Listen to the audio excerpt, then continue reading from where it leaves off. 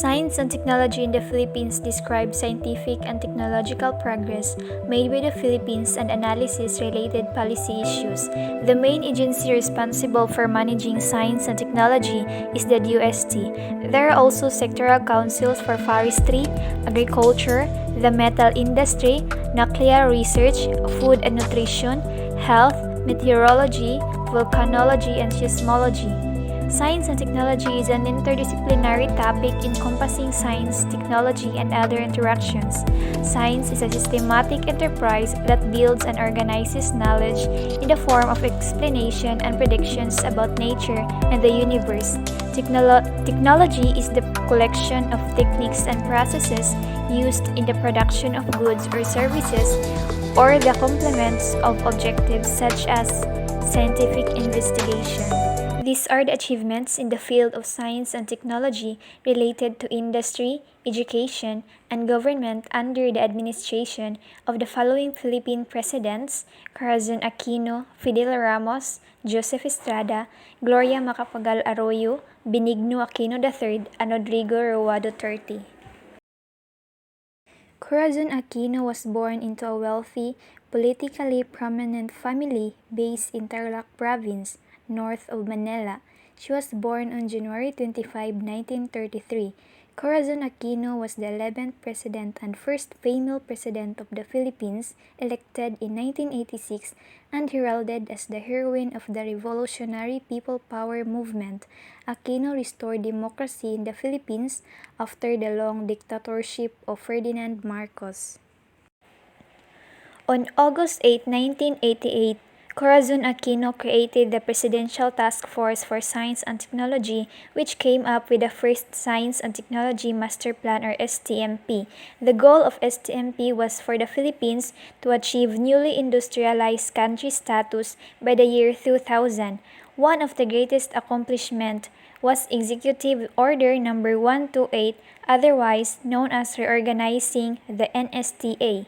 Its functions were broadened for it to be able to support local scientific efforts, develop technological self-reliance, and promote public and private sector awareness in the sciences. NSTA elevated to cabinet level and becomes the DOST in response to increasing demands for science and technology intervention in national development. Fidel Ramos was born on March 18, 1928 at Lingayen, Philippines, a military leader and politician who was President of the Philippines from 1992 to 1998. He was generally regarded as one of the most effective presidents in that nation's history.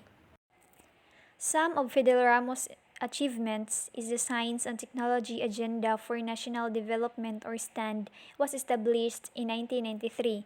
The STAND spells out the areas which will be the focus of scientific and technological efforts in 1993 to 1998.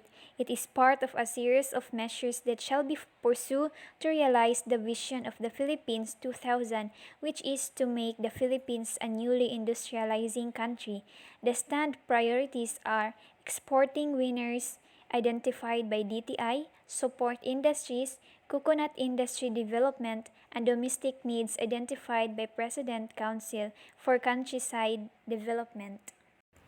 Joseph Estrada was born on April 19, 1937 at Manila, Philippines, a Filipino actor and politician who served as President of the Philippines from 1998 to 2001 and later Mayor of Manila from 2013 to 2019. She is a Filipino politician who was born on April 5, 1947 at San Juan, Philippines. Gloria Arroyo became the Philippine President from 2001 to 2010. Arroyo was a university professor when President Corazon Aquino appointed her Undersecretary of Trade and Industry in 1986. She won a seat in the Senate in 1992 and was re-elected in 1995 by a record of 16 million votes. The achievements of Gloria Macapagal Arroyo during her presidential was the Republic Act No. 10055, the Philippine Technology Transfer Act of 2009, an act providing the framework and support system for the ownership, management, use, and commercialization of intellectual property generated from research and development funded by government and for other purposes. Biofuels Act of 2006 aims to reduce the country's dependence on imported fuels with due regard to the protection of public health, the environment, and the natural ecosystems consistent with the country's sustainable economic growth. Republic Act No. 10601, an act promoting agricultural and fisheries mechanization development in the country. Benigno Aquino III strengthened the agricultural sector.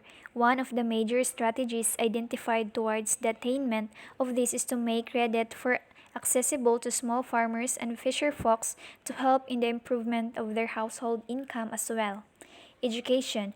Aquino III signed the Enhanced Basic Education Act of 2013, institutionalizing the K-12 basic education program by signing into the law Enhanced Basic Education Act in 2013. This added 2 years to the basic education system, which became known as the senior high school stage. The presidency of Rodrigo Duterte began since June 30, 2016 following his inauguration as the 16th President of the Philippines, succeeding Benigno Aquino III. Duterte is the first president from Mindanao and the oldest person to be elected President of the Philippines on June 15, 2018.